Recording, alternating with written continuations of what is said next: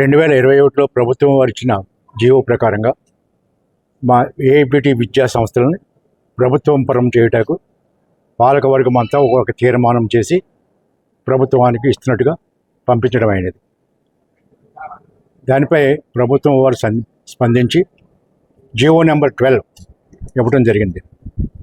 దానిపై ప్రొసీడింగ్స్ వచ్చి ఆ టైంలో కొంతమంది దీనిపై కోర్టులో కేసు వేశారు. ఈ విద్యా సంస్థను ప్రభుత్వ పరం చేయడానికి వీలు లేదు అని.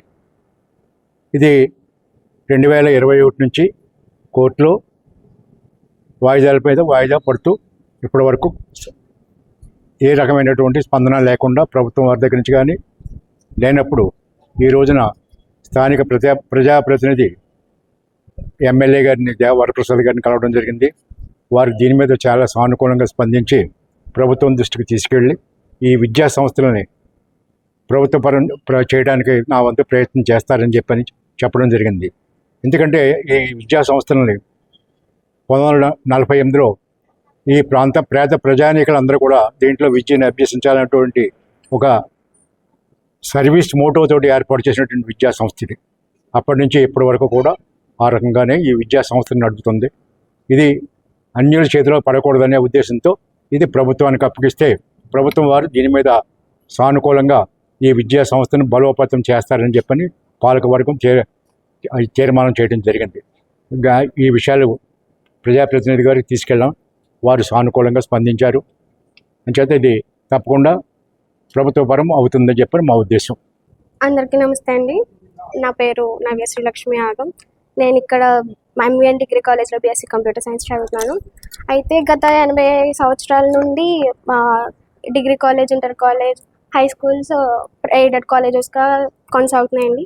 గత 6 సంవత్సరాల క్రితం 2021లో మేము దీన్ని గవర్నమెంట్ చేయాలి అనేసి అందరూ అనుకున్నారండి.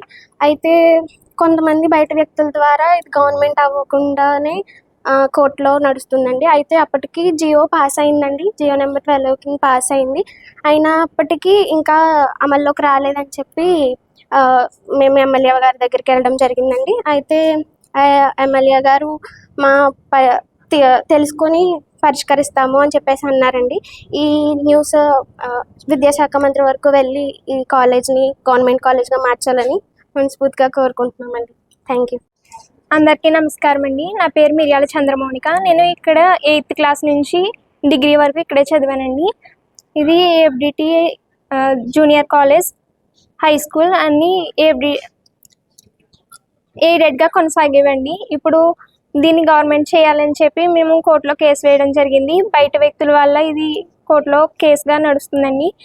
ఇది జియో నెంబర్ 12 ప్రకారం ఇది అమల్లోకి తీసుకొచ్చి మాకు ఈ గవర్నమెంట్ చేయాలని కోరుకుంటున్నాం. ఎందుకంటే అతి తక్కువ ఫీజులతో పేదలకు అందరికీ పడే విధంగా ఇక్కడ విద్యా సంస్థలన్నీ కూడా జరుగుతున్నాయండి.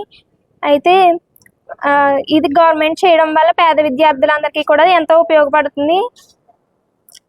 సో అందరికీ కూడా మంచి జరిగేలాగా చూడాలని ఎమ్మెల్యే గారిని కోరుకుంటున్నాను.